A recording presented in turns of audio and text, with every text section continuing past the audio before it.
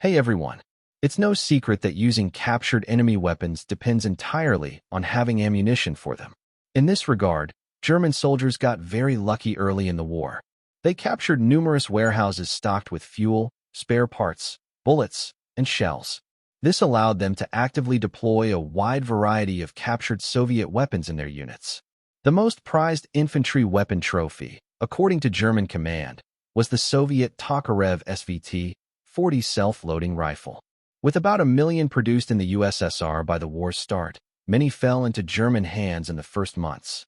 Designated the Selbstlagerwehr 259, they were issued to infantry divisions, especially those initially equipped with foreign weapons. The Soviet PPSh 41 submachine gun was also widely used.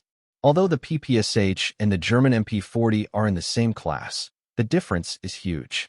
The PPSh used a more powerful cartridge, giving it an effective range of 200 meters and a practical range of up to 500 meters.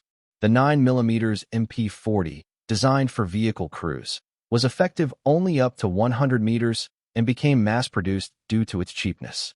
Large submachine gunner units didn't exist in the Wehrmacht. Usually, only the squad leader had an MP40, while others had rifles. German soldiers, however, used captured PPSh 41s, designated MP717, willingly and effectively. The invaders also actively used the Soviet 76mm divisional gun M1936. It was deployed against armor because standard German anti-tank guns struggled against the T-34's armor and could not penetrate the KV-1's frontal plate at all. Initially used in its original form, designated FK-296, the guns were later modified. German engineers retained the original projectile but enlarged the cartridge case, which significantly increased its muzzle velocity and armor penetration. The upgraded weapon was redesignated PAK-36 and was used both as a towed gun and mounted on self-propelled chassis.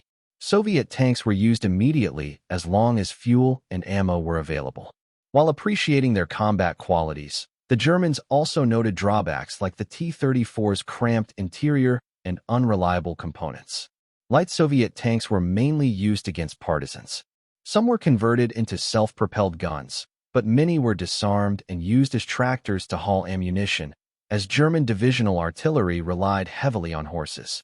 Despite having their own rocket artillery, the Soviet BM-13 Katyusha was a coveted trophy. German engineers were particularly interested in the 132mm rockets. Although they couldn't capture large stocks, they used captured samples to develop their own analogs, which were later produced in Czechoslovakia. What other interesting facts about captured weapons do you know? Share your thoughts in the comments below. Don't forget to like, subscribe, and hit the bell for more historical deep dives. See you in the next video.